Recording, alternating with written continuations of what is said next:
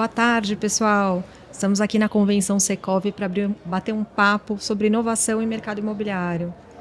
Nos últimos anos, aí a internet deixou de ser uma coisa fora, de ser uma coisa a adotar para permear a nossa vida e para mudar completamente a forma como a gente vive, como a gente compra, como a gente se diverte. E isso, consequentemente, tem impactos diretos no mercado imobiliário. Todas essas atividades são feitas embaixo de um teto, então, consequentemente, a gente tem impactos aí em como a gente produz, em como a gente vende, em como a gente vive os imóveis, que são a produção final do nosso mercado. Hoje eu estou aqui com uma dupla de férias aqui, com o Gabriel Luna da Conx. Quer dar um oi, Gabriel? Prazer, pessoal, tudo bem? Sou gerente de planejamento financeiro na Conx e é um prazer estar aqui para ter essa conversa. Prazer é nosso. E o Rafael Carvalho, que é da Crow. Prazer, pessoal, boa tarde. Obrigado pela oportunidade de bater esse papo aqui com vocês. Eu sou o CTO do Grupo Crow Macro. Estou aqui para trazer as ideias e inovações aí que o mercado tem oferecido. Eu acho que vai ser um bate-papo bem produtivo. Legal. Pessoal, nos últimos anos aí, assim, desde o advento do Airbnb, do quinto andar, o nosso mercado aí foi inundado por uma série de novas tecnologias, né? Essa transformação digital, o fato de todo mundo ter um celular na mão, uma geração de dados contínua, acesso a um banco de dados enorme, as coisas começaram a mudar, né? Aliado a isso, a gente tem também uma mudança de comportamento muito forte dessas novas gerações que, ao invés de comprar, às vezes querem fruir só, e isso mudou completamente nosso mercado. Queria entender um pouco aí de vocês, Gabriel, comentar um pouco como está na Conx isso, assim, qual é o estado atual de adoção de tecnologia, o que vocês já adotaram hoje, assim, porque me parece que teve esse hype, depois acomodou um pouco, e agora com a história da inteligência artificial, todo mundo está muito ansioso, né, para saber o que trazer para dentro da empresa. Conta para a gente como está na Conx. Boa, vamos lá. A gente, por ser uma incorporadora tradicional do mercado imobiliário, a gente é bem raiz e bem pé no chão, vamos dizer assim. Mas a gente nunca desperdiça a oportunidade de conseguir ser mais eficiente. Então, acho que em diversos blocos da empresa, a gente foi conseguindo implantar tecnologias ao longo do tempo, pontuais, que quando a gente olha a jornada como um todo, acaba auxiliando muito na questão da eficiência, do corte de custos e da experiência do cliente como um todo. Então, sim, acho que com essa questão da inteligência artificial, isso fica mais latente, a adoção dessas tecnologias ficam mais latentes, principalmente na questão de contato com o cliente, né? Acho que onde a gente consegue enxergar os agentes hoje em dia é uma questão que a gente está olhando bastante. Mas também na questão da produtividade como um todo, a gente ao longo dos últimos anos vem adotando diversas ferramentas específicas para justamente a gente conseguir evoluir na velocidade que o mercado está evoluindo, né? Então, se tem uma coisa que a gente não pode ficar é parado, né?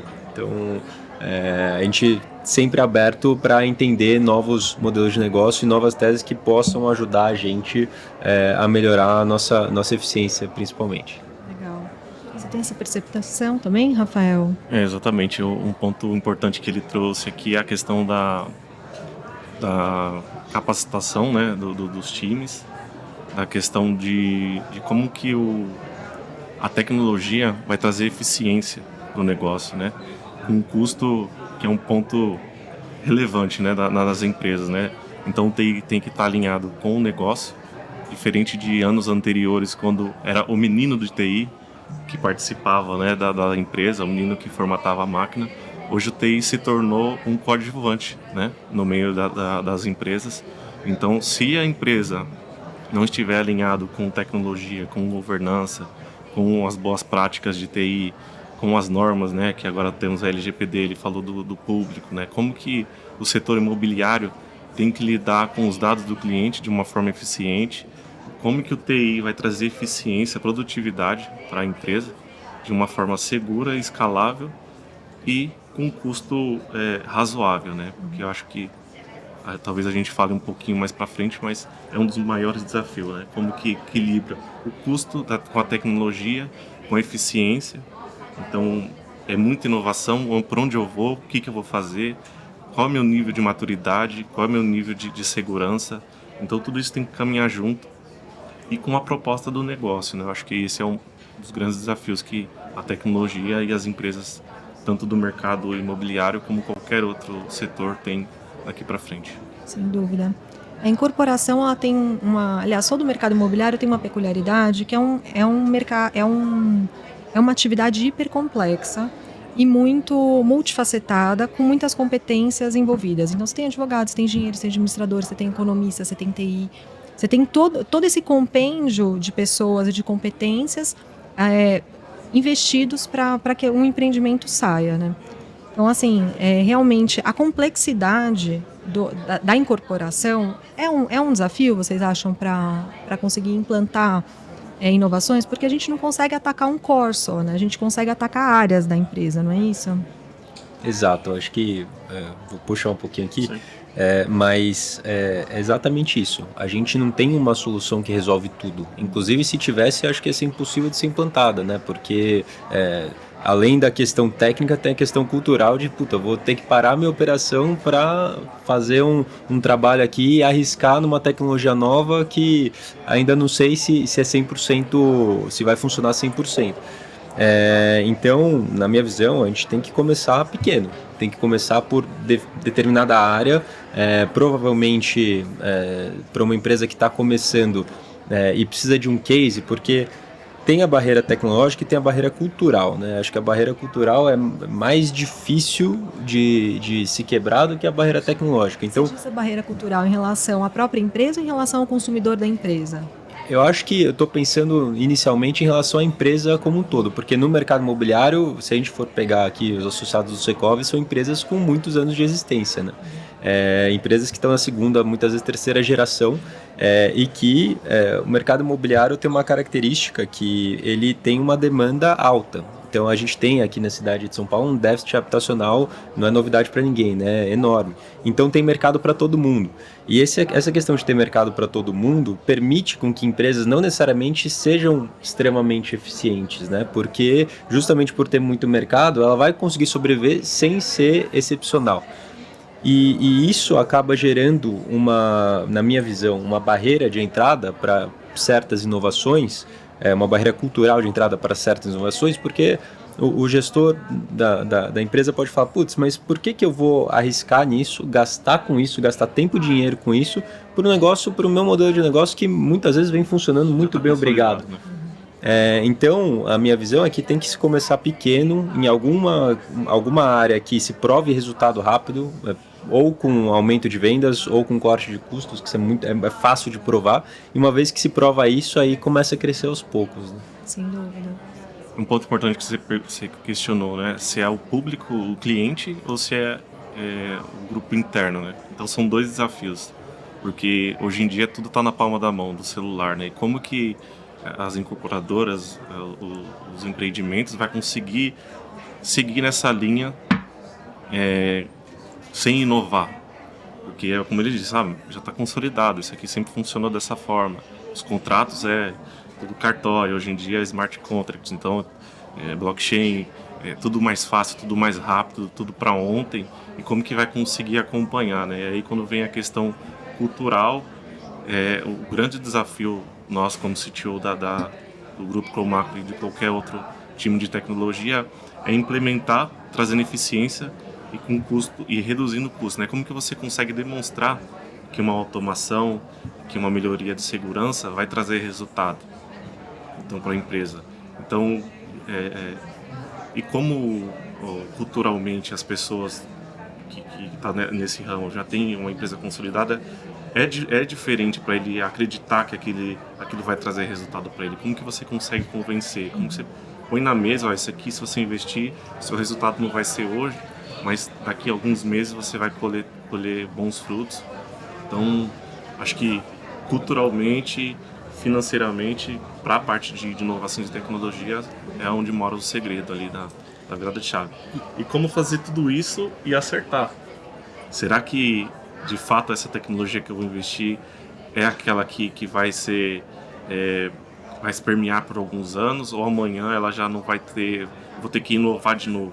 Então, o segredo está em você saber qual é o tempo que você tem para investir, se é 1, 2 anos, Porque amanhã pode ser que você tenha que reinvestir tudo de novo, porque aquela tecnologia já está defasada, aquele procedimento já não cabe mais e tem algo mais inovador ainda do que você tem hoje. Então, acho que esse é o... Sempre tem, né? Sempre Agora tem. a gente tem a história do FOMO, não é mais FOMO, é FOMA, né? Fear of Missing Anything, né?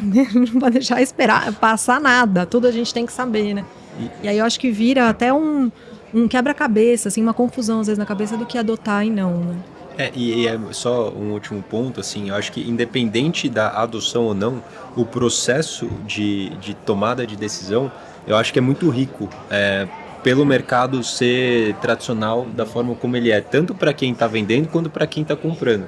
Porque, falo experiência própria, assim, tiveram diversos produtos que a gente quase adotou e acabou não adotando, mas que ao longo do processo, não adotou por N motivos, mas que ao longo do processo foi muito enriquecedor tanto para a incorporadora e imagino que tenha sido também para a empresa que esteja vendendo, né? Porque por ser um mercado que sempre funcionou muito bem e por ter essa característica um pouco mais cética, a venda acaba sendo um processo mais longo e acho que os argumentos de ambos os lados são super relevantes, né?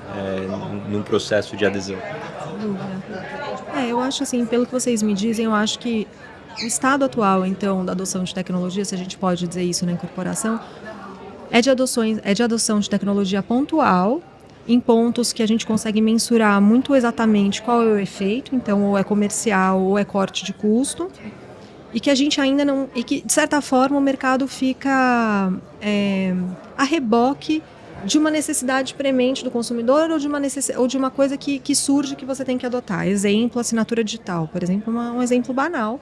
Mas antes da pandemia, tudo era assinado presencialmente e conhecido firma, né? Então, Cartório. é cartório. Então, isso tudo a gente teve que se adaptar. Então, talvez a adoção da tecnologia no mercado imobiliário, ela tem que chegar num ponto que seja inevitável de ser adotada.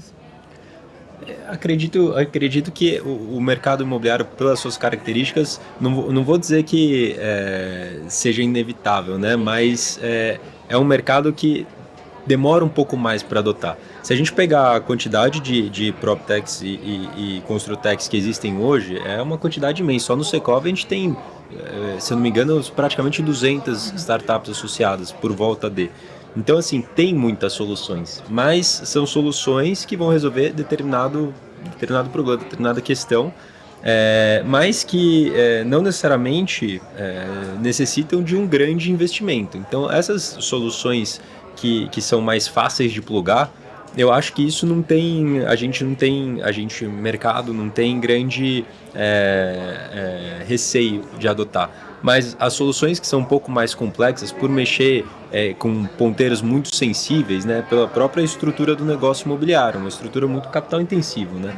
Então, se você tem um empreendimento que, por algum motivo, você, fora da história do empreendimento, por exemplo, uma tecnologia adotada, você perdeu X vendas, não é que você deixou de vender X copos d'água, né? Você deixou de vender alguns apartamentos. Então, é por isso que, como as cifras são muito grandes e é um modelo muito capital intensivo, deve-se pensar mais. Agora, se é uma mudança mais adjacente, em que é fácil de implantar e não gera muito ônus, aí eu acredito que sim, o mercado tem adotado com certa facilidade. Uma decisão de porta giratória, que você pode tomar e destomar. Exato. Eu olhando aqui para o intermediário, né, da negociação entre a empreendedora e a pessoa final, né, o consumidor final, tem um banco. Eu acho que os grandes bancos, vai alavancar muito essa questão de tecnologia. Você vê os grandes players aí do mercado investem totalmente em tecnologia, né? E eu conheço algumas pessoas aqui no ramo de crédito que até comentou que cada empresa, cada banco trabalha com uma metodologia diferente e tem uns que já estão muito mais avançados do que outros. Na questão de assinatura de contratos, enquanto um está com a esteira rodando 1000 por hora, outros ali ainda está um pouco engessado. Então, isso também vai ser um diferencial, né? A agilidade de você fazer uma contratação de um financiamento. Acho que, por experiência que eu tive, último financiamento que eu tive que participar demorou de 1 a 2 meses. Será que isso vai ser um tempo razoável? Por quais motivos demora tanto assim? Será que a digitalização não vai tornar mais eficiente essas idas e vindas e ser mais rápido todos os processos? Então, aí já trazendo mais para o mercado de construção. Será que as impressoras 3D ali, falando um pouquinho mais já do futuro, não vai agilizar mais as construções, né? Você vê máquinas que fazem pintura, reboque, então já está substituindo a mão de obra. E eu acho que isso vai se tornar um rolo compressor assim, no sentido de agilidade, né? Então acho que também isso entra no desafio ali das grandes incorporadoras, das construtoras de estar nesse bolo todo aí de ágil, né? Acho que as pessoas estão muito mais ansiosas ali, com tudo na mão, tudo para ontem. Muito então, rápido. Muito rápido. Rafael, você está falando desse exemplo assim, de financiamento. Acho que a gente podia falar agora um pouco de casos práticos, assim, bem-sucedidos, né? Se vocês participaram ou tem na empresa algum caso assim que seja emblemático de uma adoção de uma nova tecnologia que tenha feito bem para a empresa. Temos alguns casos. Acho que tem casos no back-office, tem diversos, inclusive empresas que fazem a nossa análise dos saldos de caixa que antes tinham que entrar em todas as contas individualmente e hoje a gente consegue ver tudo em um lugar só.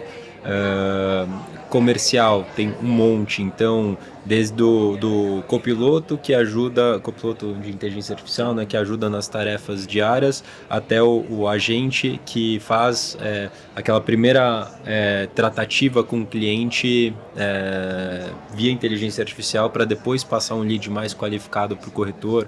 Acho que tem diversas empresas que trazem soluções assim e que acho que o mercado como um todo está super adepto de implantar. Então, por exemplo, ontem mesmo eu estava tendo uma conversa com o Luiz da Morada AI, que eles fazem um trabalho nesse segundo ponto que eu comentei espetacular, assim, e é uma empresa que é super nova, super recente, venceu o Movimento Secov no ano passado e agora está ganhando mercado pra caramba. Então, acho que esse é um case super bacana de tecnologia, inclusive com inteligência artificial, que está ganhando o mercado por ser de simples implantação e assim,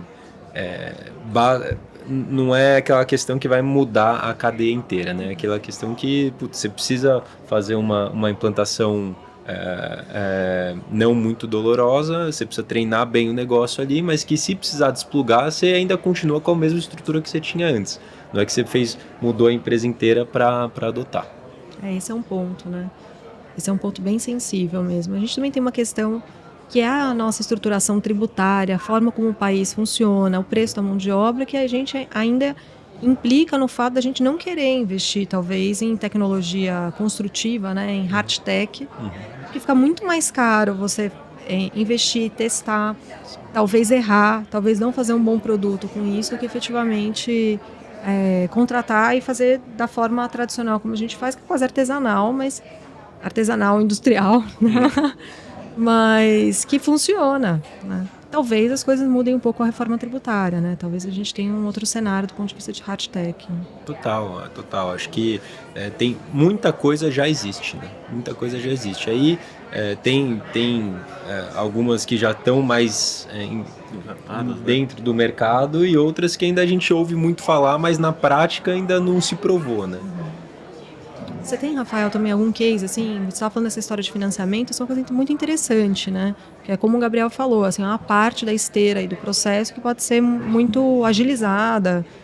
Exatamente. O que a gente tem buscado trazer no Grupo Crow é a parte de automação de microserviços, né? Então, diminuir o tempo de ações manuais, repetitivas, e ser mais assertivo, né? Quando você tem a atuação humana, é óbvio que você está muito suscetível a erro. Um dia ou uma falha operacional, uma pessoa chave ali do processo que tem que estar ausente, que tem que entrar de férias, e aí os automatizadores, vamos dizer assim, o RPA, consegue otimizar esses trabalhos. Eu acho que nessa questão de contratual aí que você comentou, é muito nessa questão de APIs que conversa com sistemas um hub de sistemas, né, um ecossistema de várias comunicações, onde tem que trazer o saldo financeiro, tem que fazer a contabilidade, onde tem que fazer a comparação do balancete, o que veio do financeiro, foi para o fiscal, foi para o contábil, como que isso está integrado, né? Acho que esse é um case legal aí que a gente tem aplicado e tem dado resultado. E é super interessante esse ponto que você trouxe, que no fim, toda essa inteligência artificial que a gente fala hoje são os dados, né? É o que a gente já usa aí desde sempre. E aí, eu acho, mas voltando àquele ponto que eu comentei do processo de adoção ser muito rico, é que, por exemplo, se eu quiser mudar o meu CRM, não adianta eu lá só mudar meu CRM, eu tenho que já, para usar, por exemplo, mais inteligência artificial, enfim, não adianta eu só mudar o CRM, eu tenho que desenhar, eu tenho que ter todos os meus processos super bem organizados, eu tenho que saber o caminho do dado, do início ao fim da jornada do cliente, para conseguir usar. Então, assim, a empresa inteira evolui muito com uma adoção de um sistema, né? Eu acho isso muito interessante. Assim. É interessante... Nós tivemos um boom recentemente do BI, né? Uhum. Todo mundo queria se tornar um especialista em dados e tudo mais.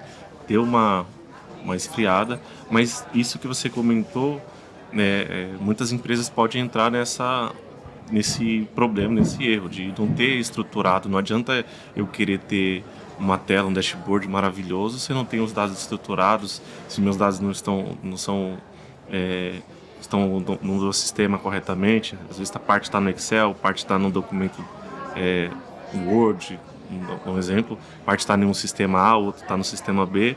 E como que eu vou consolidar todas as informações? Acho que esse também é um grande desafio que a inteligência artificial também vai, para implantar, vai ser notório, né? Então, como estruturar a base para eu ter um resultado efetivo. Que vamos combinar, nas empresas tradicionais, assim, não se pensava isso há 20 anos atrás.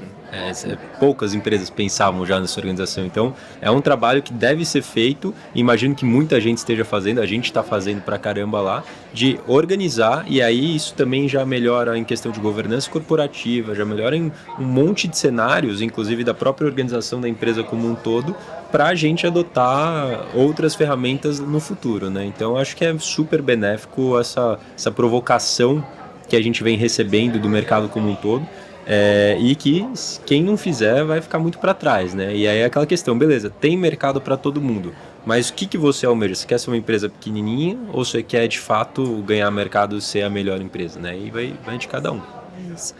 Isso assim, já chega quase na minha próxima pergunta, né? Quais são os maiores erros na adoção de tecnologia ou os maiores erros quando você coloca uma startup para dentro de uma empresa tradicional? Mas eu ouvindo vocês, assim, em parte, eu entendo que talvez nem tenha erro, né? Talvez tenha erro que você, no final do processo, você não consiga efetivamente contratar. Mas que o processo, como você diz, Gabriel, acaba limpando a base da empresa, é isso? Acaba, assim, reorganizando esses processos. Eu acho que o erro é não dar a atenção necessária. Então, às vezes tem um monte de gente bem intencionada que faz uma contratação cara, mas que acha que vai chegar lá e as pessoas vão fazer o próprio o trabalho delas e vai começar a rodar. E não é. Exige um grande esforço dos dois lados para fazer funcionar. E se não funcionar, putz, aí sai caro. Porque você, além de perder credibilidade numa empresa, né, considerando uma empresa tradicional, você ainda vai jogar dinheiro e tempo de todo mundo fora, né? Então, eu acho que... Vai criar uma reatividade às próximas adoções de tecnologia dentro da empresa. Porque daí, quando você quiser trazer um novo sistema, uma nova startup, vai fazer, não, de novo. Total. Acho que esse ponto que você comentou, né? Acho que é importante a definição de papéis e responsabilidades, né? Quem que é o responsável por implantar, por acompanhar, quem que vai ser o owner do projeto que vai estar ali, não, vamos ter que implantar. Eu acho que trazer para os profissionais o propósito. Qual que é o propósito principal que a gente está implantando esse novo sistema? É para melhorar o seu dia a dia, é para ter mais ganho e eficiência, para a gente olhar, ter o contato ali com o cliente, um bom relacionamento e não ficar horas e horas ali debugando planilha, debugando sistema. Eu acho que a gente acaba sendo improdutivo quando a gente erra numa implantação do sistema. Sou do mercado de tecnologia, a gente escuta muito decepções com implantação de ERP principalmente, por quê? Porque o processo que ele desenha, ele quer colocar no sistema. Isso não vai funcionar. Se você hoje pensa em implantar um sistema da forma que o seu processo funciona, existe uma grande possibilidade de você se decepcionar com aquele projeto. Então, utiliza as formas nativas do sistema, que aquilo vai te ganhar força, tração, e ali já foi desenhado por engenheiros de software, né, por pessoas que estão no mercado para funcionar. Agora, quando você personaliza, você cria um problema para dentro da sua casa, dentro da sua empresa. Eu acho que essa é uma dificuldade imensa mesmo, porque em geral, a pessoa que tem que implantar a tecnologia, ela já está engajada em outra área, ela já tem as atribuições do dia a dia dela. Colocar uma tecnologia nova para dentro significa um outro trabalho, né? Ela vai dobrar ali a carga de trabalho dela, vai ter duas responsabilidades, né? Manter o carro rodando e trocar a roda. Exato. E aí, eu acho que... se você contrata uma pessoa, assim, de fora, ou um cara de TI, ou uma pessoa que não entende do processo, você também tem o risco do negócio não ser bem sucedido, porque a pessoa não está por dentro daquilo e não entende a dor do dia a dia, né? Perfeito. Tem algumas empresas que fazem programas de inovação e colocam um bônus atrelado a essa dedicação de tempo das pessoas para trazer inovações para dentro. Vocês têm visto isso, né, na empresa de vocês, ou empresas similares, ou quem vocês atendem? A gente não tem nada relacionado a isso, porque acho que a gente perdeu. Nosso foco é incorporação e construção. Então esse é o foco da empresa. Mas a gente tem um direcional claro que é de ganho de eficiência. Então tudo que obviamente a gente entender de interessante, de novas práticas, boas práticas, novas tecnologias que vão nos ajudar, elas são super aceitas e a gente acaba testando bastante. Tem um ambiente lá na Conco super aberto para teste. Isso é extremamente benéfico. Mas questões atreladas a bônus, assim, a gente não chega a mexer. Entendi. Né, nesse sentido também, estou na mesma linha que o Gabriel. O que a gente busca é o propósito de ganho de eficiência, de escalabilidade, de trazer novos clientes, né, com maior assertividade, uma entrega com qualidade, que eu acho que é o ponto principal. E quando você não tem um processo bem definido e estruturado, a tendência é você errar, né? Você errar muito porque o Gabriel fez de um jeito, você decidiu que teria que ter um ajuste, fez de outro, e assim cada um cria o seu processo, e ali a eficiência vai de água abaixo, né? Então, acho que o propósito de atender melhor o cliente tem que ser, acho que o carro-chefe ali no geral, né? Isso é importante, assim. Queria ouvir um pouco de vocês, assim, a gente já falou, né, o que pode dar errado, o que não dedicar tempo, não ter foco, tentar customizar, tentar colocar o processo da empresa dentro de um sistema já existente e não mudar e não se alterar e reconfigurar a empresa a partir da questão dada. Agora vamos tentar pensar então o que é um processo ideal, como a gente consegue implantar a tecnologia assim desde o começo, tendo talvez então, partindo da premissa, como vocês falaram, de corte de custo, de ganho de eficiência ou de ganho muito tangível comercial em áreas pontuais da empresa, e aí como fazer isso de uma forma que seja bem sucedida. Boa. Pode começar. Eu vou fazer um comparativo. Vamos supor que estou aqui no hospital, vou passar numa consulta e eu estou com um problema. O médico vai me recomendar, só que ele vai falar assim: Rafael, a dosagem tem que iniciar aos poucos, para ver quais são os efeitos colaterais. É o item que a gente comentou no início. Então, começar pelo aquilo que é mais problemático, com dosagens pequenas. Então, vamos ver se esse processo funciona. Eu não vou criar um time aqui de tecnologia com 20 pessoas. Vamos talvez trazer uma consultoria que já está no ramo, que já é consolidada como o Grupo Cromacro. Vamos ver o que eles podem oferecer e aí começar com as dosagens pequenas. E aí você vai começar a ganhar produtividade, eficiência, o retorno, né, que é o tão comentado, qual que é o ROI desse investimento. Acho que começa a trazer tangibilidade para o negócio e aí você vai começar a estruturar isso ganhando escala. Porque se você já quiser mudar toda a sua cultura, todo o seu planejamento, isso aí tem um risco muito grande, né? Aí volta em tudo aquilo que a gente já conversou anteriormente. Exatamente. Tem um ponto que você falou que o projeto tem que ter um dono. Se não tiver um dono, não vai acontecer. vai ser jogado no lixo. Então é isso. Tem que achar uma tese, essa tese tem que ser aprovada, fechou o orçamento, que tem um dono com entregas específicas claras, uma meta a ser cumprida. E aí acho que a chance de dar certo depende da execução do time envolvido. Né? Entendi. Não dá para trocar o carro todo, tem que ser uma peça de cada vez. No fim do dia a empresa está rodando, né? Os problemas do dia a dia não param, né? E a gente está sempre falando aqui de adoção de tecnologias existentes, assim como as empresas tradicionais adotando tecnologias ou processos, ou enfim, gadgets já pré-existentes que a gente vai abraçar dentro da empresa. Vocês têm visto alguma forma de originação de inovação dentro da empresa? Tem alguns casos, por exemplo, a Cashme, que surgiu dentro da Cyrela, foi uma inovação endêmica, né? Saiu de dentro da empresa. Vocês têm, isso é difícil de acontecer? Não é o foco da empresa? Ou às vezes acontece? Como está isso? A gente lá na Conx já aconteceu, óbvio, de não sair uma empresa de dentro, né? Mas vou dar um exemplo que aconteceu, inclusive, que foi muito próximo de mim, mas na nossa área de planejamento financeiro, na área de atualização de viabilidades, a gente sempre deixa super aberto assim, quais são os nossos problemas, né, como time e como que a gente precisa resolver eles. E aí tinha uma questão de automatizar o processo de atualização de viabilidades que acho que para qualquer incorporadora é doloroso, porque são muitas SPS, são muitos negócios diferentes, são muitos modelos de Excel e tudo isso deve compor o fluxo de caixa no fim do mês. Então é uma tarefa extremamente importante. E antes, quando a gente fazia tudo na mão, a gente deixava super claro para o time, falou, olha, isso hoje a gente gasta X horas, a gente quer diminuir isso, como que a gente diminui? Vamos automatizar. Putz, mas não dá porque é muito complexo, porque uma viabilidade não é parecida com a outra, não sei o quê. A gente acabou trazendo uma pessoa com viés de tecnologia para o time. A gente deu esse desafio, deu essa pílula, falou, olha, por que você não tenta resolver isso?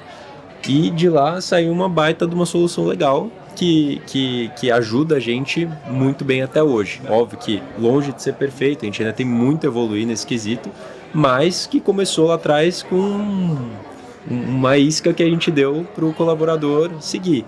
Então isso foi super interessante, acho que a gente tem essa cultura lá de deixar as pessoas correrem conforme elas têm interesse, né, em prol da empresa, que a gente sempre põe, obviamente, cliente é o foco, né, o objetivo principal, é o bom relacionamento com o cliente, mas no dia a dia interesses da empresa, interesses da área, interesses pessoais. Então a gente sempre tenta colocar os interesses da empresa em primeiro lugar, obviamente sendo o cliente o carro-chefe, né?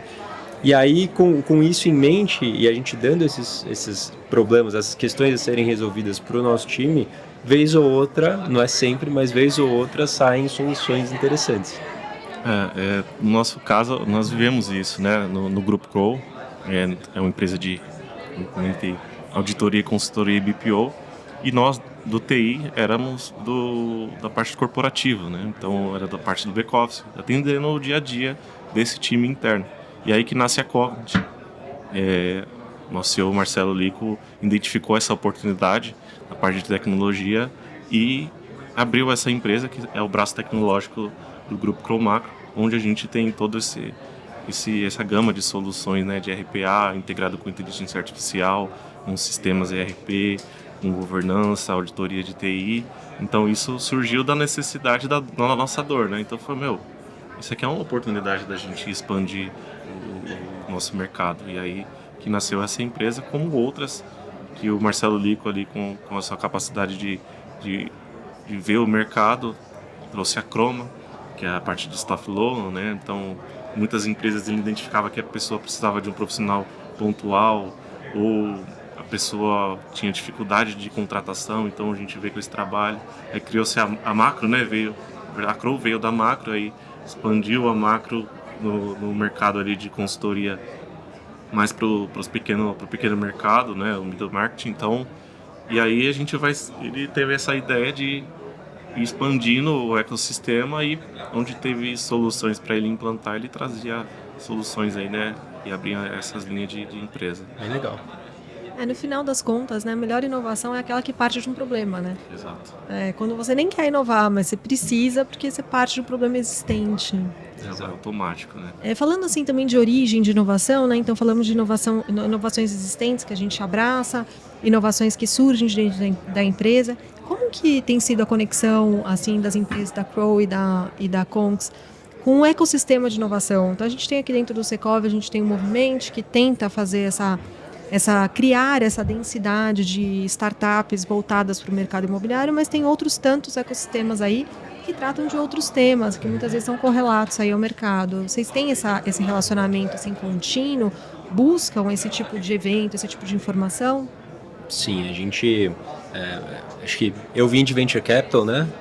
Passei um bom tempo na Loft, que foi uma baita escola, e hoje atuo no NE, aqui no Secov. Então, acho que a gente acaba tendo bastante contato com pessoas de tecnologia, seja lá do VC, que a gente viu muitas empresas nascendo e ainda mantém o contato com eles, seja da Loft, que muita gente que hoje não está mais no time da Loft, mas foi empreender, ou enfim, está em empresas de tecnologia.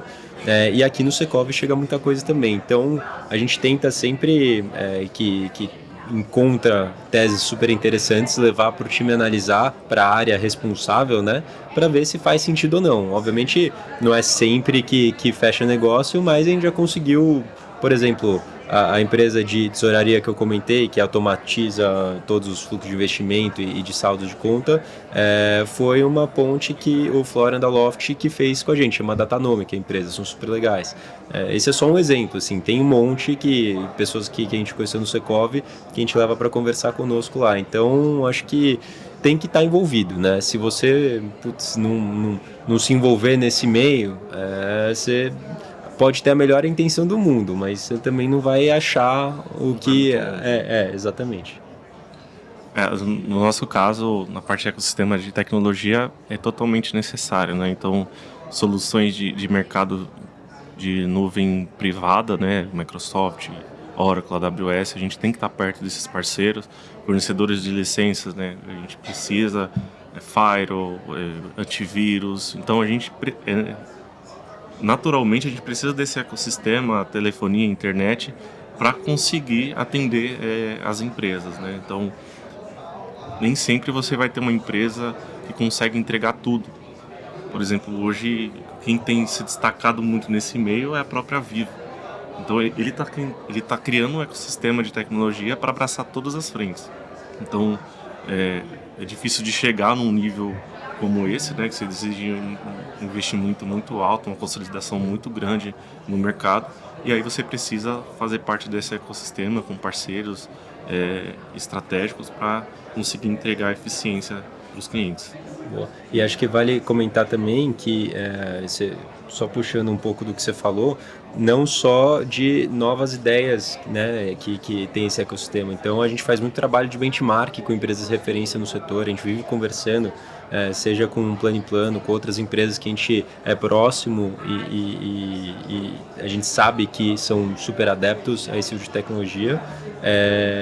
E também a gente sempre busca... o time inteiro, né, fica ativo nessa questão, fica com a antena ligada para saber se que pode trazer, né, que a gente pode ter em conjunto. Inclusive, quando tem algum assunto, por exemplo, inteligência artificial, a gente fala, putz, por que a gente não monta uma reunião de conversa e traz alguém para falar sobre isso? A gente levou o Rodrigo da Ilera também, que está aqui no Secov também, que faz implantação de Salesforce, etc. O cara é um fera nisso, e a gente leva ele para falar lá.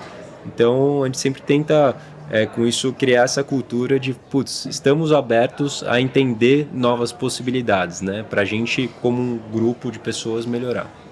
Sem dúvida, né? Eu acho que a densidade, assim, criar essa densidade interessada e essa densidade de ideias é uma coisa muito importante para a gente conseguir implantar, porque sozinho é muito difícil, né? E a gente, às vezes, nem sabe por onde começar. Acho que o Secov tem um papel incrível mesmo. Muito. Nesse aspecto de criar assim, essas conexões, tanto entre empresas quanto tradicionais, quanto empresas de base tecnológica, fazer esse intercâmbio. Eu acho que, como o Secov e outros também, é essencial isso. Né? Sem isso, realmente, a atividade empreendedora fica muito solitária. E para adotar, assim, adotar a tecnologia, para a gente conseguir se modernizar, é essencial isso, né? Muito, muito. Acho que aproveitando essa questão de ecossistema, como nós somos uma marca global, a gente tem tido alguns requisitos, né, de serviços de tecnologia para integrar no campo global. Porque às vezes uma empresa dos Estados Unidos que quer investir aqui no Brasil ou vice-versa tem necessidade de um serviço de tecnologia. Então a gente tem montado um grupo de trabalho voltado à cibersegurança que envolve vários países do mundo para consolidar um modelo de serviços.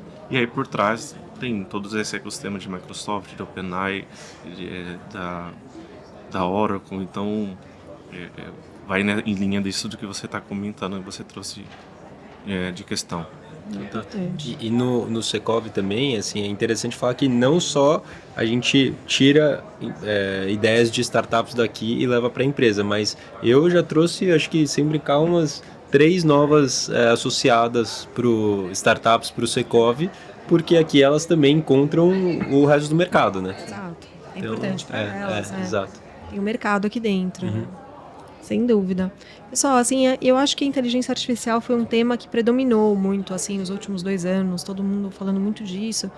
Qual que vocês acham que é o tema, assim, olhando para frente, daqui 10 anos? 10 anos é muito tempo em tecnologia. Vamos falar em 2 anos. Qual é o tema que vocês acham que vai predominar agora nos próximos 2 anos no nosso mercado em matéria de adoção de tecnologia? Eu acredito que a análise preditiva, né, que é a questão dos dados, de olhar, de observar como que as informações, como que o público trabalha, quais são as informações que eu tenho no meu banco de dados e que decisões que eu vou tomar em cima desses dados. A inteligência artificial acho que vai ajudar muito nessa esteira, nessa frente. A própria preditiva também é a preditiva, onde você cria-se muito rápido. Hoje, sem chat GPT, acredito que boa parte dessa sala aqui do público que está nos escutando não consegue sobreviver. O meu time já falou, eu não sei como que vocês conseguiam viver antes sem o chat GPT, porque criação de documentos, relatórios, né, é óbvio que a gente tem que sempre acompanhar, porque às vezes ela alucina, né, a gente fala que o termo não fica louco, eles alucinam, né, aí a alucina e às vezes fala alguma coisa que é divergente. Então acho que essas duas vertentes são soluções aí que está encaminhando e tem bastante coisa para trazer nos próximos 2 anos. E aí é aquela questão que você comentou, né? Todo mundo ansioso, com medo de ficar para trás, mas ao mesmo tempo, será que se eu for na velocidade que todo mundo tá, eu vou ser assertivo, eu não vou ter que dar uma derrapada lá na frente e frustrar o investidor, e frustrar o time? Então, é os desafios do nosso negócio, né? Da área de tecnologia. É uma dificuldade, assim, eu concordo com você e acho que tem uma possibilidade enorme também com análise preditiva, com um pool de dados importante, a gente tem a possibilidade de ter insights de produtos novos, de negócios novos, muito grande, mas aí sempre tem aquele problema que o Luna falou, né? A base de dados está arrumada, né? A base de dados está arrumada. É o começo de tudo, né? E a gente conseguir ter uma base de dados relevante também, né? Exato. E você, Gabriel, o que você acha que vai predominar aí? Quem sou eu para discordar, né? Faço as palavras dele as minhas e eu estava ontem no painel de inteligência artificial e foi super interessante que um dos tópicos levantados foi que a gente não vai ter só mais o RH, né, recursos humanos, vai ter o RR, que são os recursos robóticos, né? Vai precisar ter alguém administrando as máquinas trabalhando, né? Então, acho que isso é um dos desafios que a gente tem nessa nova era aí. Putz, isso puxa um assunto muito importante, assim, quem é o profissional que a gente vai contratar e que a gente deseja aí agora para as próximas décadas? Qual é esse perfil? Quais são as competências que a pessoa vai precisar ter? Olha, acho que no curtíssimo prazo tem que ser pessoas que já usam no lado pessoal, né? Então, assim, sei lá, vou dar um exemplo besta, fazer lista de supermercado, se a pessoa já usa para coisas básicas, ela está super apta, ela já tem um interesse nativo de usar a ferramenta para outras coisas, né? Agora, no longo prazo, acho que você vai saber falar melhor que eu, mas tem que ser pessoas que entendam as duas linguagens, né? Eu penso que a gente tem trabalhado hoje no modelo híbrido, né? Home office e no escritório. Eu acredito que essa pessoa vai ser um pouco híbrida, ela vai ter que saber um pouco de negócio, ela vai ter que saber de tecnologia, ela vai ter que saber de um pouquinho de cada para conseguir conduzir, né, da melhor forma essa inovação.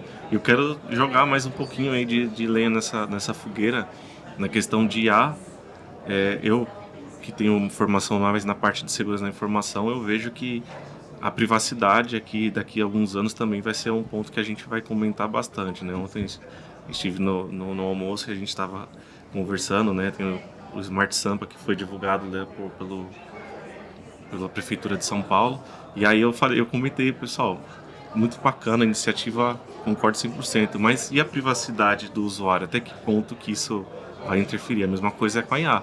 Até que ponto ela vai ter a capacidade de assegurar que as informações que estão sendo compartilhadas vão ser confidenciais?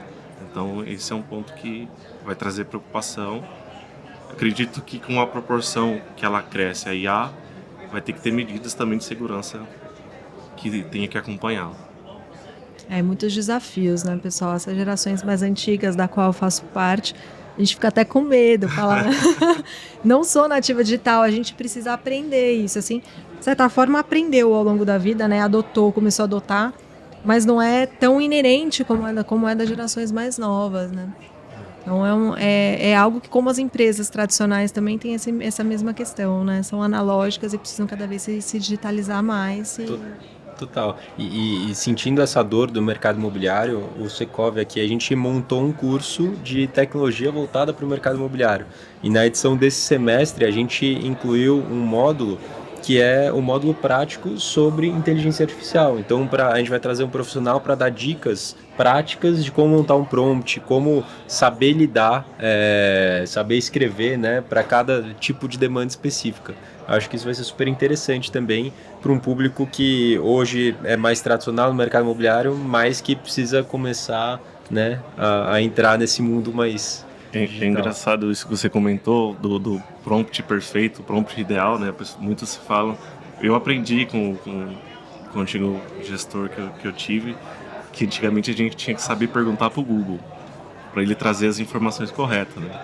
Se você colocasse lá qualquer coisa, ele trazia qualquer coisa. Então hoje você tem que saber perguntar para a inteligência artificial para ela trazer informações corretas ali. Então, exato, é um desafio também de saber como conversar com a IA. E que problemas você pode dar para ela resolver, né? Porque ela não vai saber resolver tudo.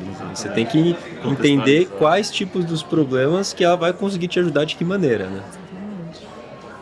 Pessoal, que papo incrível, eu adorei aqui, aprendi um monte nessa conversa dessa tarde, foi um prazer enorme, assim, eu acho que a gente fica com várias lições aprendidas aqui de como conseguir implantar inovação dentro das empresas de uma forma assertiva, correta, sem se desesperar, né, porque com tanta coisa acontecendo, e hoje eu vim no rádio ouvindo que a gente está vivendo uma policrise, né, a gente vive uma policrise com um input muito grande de coisas novas, e aí dá um super medo, né? Fala, nossa, aonde isso vai parar? E aí a primeira reação da gente sempre, quando se depara com formas novas de viver, é paralisar. É um sistema límbico, nosso cérebro, que a gente... A primeira coisa é defesa, vou ficar parado aqui, vou ver o que vai acontecer. E às vezes não dá, né? Como o Gabriel falou, a gente precisa estar inteirado pra gente surfar a onda, senão a onda vem por cima mesmo. É inerte, você perde e aí você fica pra trás. É isso. Pessoal, eu queria ouvir aqui uma palavra final de vocês aí sobre o tema que nós falamos essa tarde, para a gente poder encerrar. Eu acho que é um tema extremamente saudável, ele tem que ser discutido em prol do mercado como um todo. Acho que a gente não pode negar, não pode ficar parado. Acho que é uma questão que a gente tem que ir atrás, tem que buscar trazer para dentro da empresa. Temos um desafio aí para as empresas mais tradicionais, que é essa questão da resistência e saber provar da maneira correta o bem que isso vai trazer para a empresa no médio e longo prazo, né? Pensando na organização. Eu gostaria de agradecer a Secov pela oportunidade. Acho que um tema muito importante, no momento, acho que certeiro, né, de trazer esse assunto. Queria deixar aqui o nosso time do Grupo Crow a dispor de quem quiser fazer parte dessa inovação, conte conosco. E aceitar o desafio, né? Não ter medo, né? Não ter medo do medo. Então, ir para cima, acho que contando com bons profissionais é mais assertivo e a inovação está aí, a tecnologia está aí, a gente tem que usar porque tem muitos benefícios, né? Acho que vai trazer muita produtividade para todos. Eu acho que é isso que é importante. Isso aí, pessoal. Muito obrigada, obrigado. Gabriel. Obrigada, Rafael. Foi um prazer enorme falar sobre esse assunto com vocês. É um assunto que a gente já vem abordando no Secov já faz alguns anos, já faz uns 10 anos que a gente fala disso. E é uma graça poder ver hoje que isso não está circunscrito a um grupo, que isso permeia todas as vice-presidências, todo mundo fala sobre isso de um jeito ou de outro. Está todo mundo preocupado com o tema e abraçando isso. E lembrar quem está nos ouvindo que o Secov é a casa do mercado imobiliário, que aqui nós temos grupos de discussão sobre inovação, a gente tem o Novos Empreendedores, que é o canal correto, aí, o primeiro canal de quem entra aqui para se inteirar sobre o assunto. A gente tem cursos na Universidade Secov e outros tantos eventos, aí esperamos vocês. É isso, pessoal, muito obrigada. Obrigado.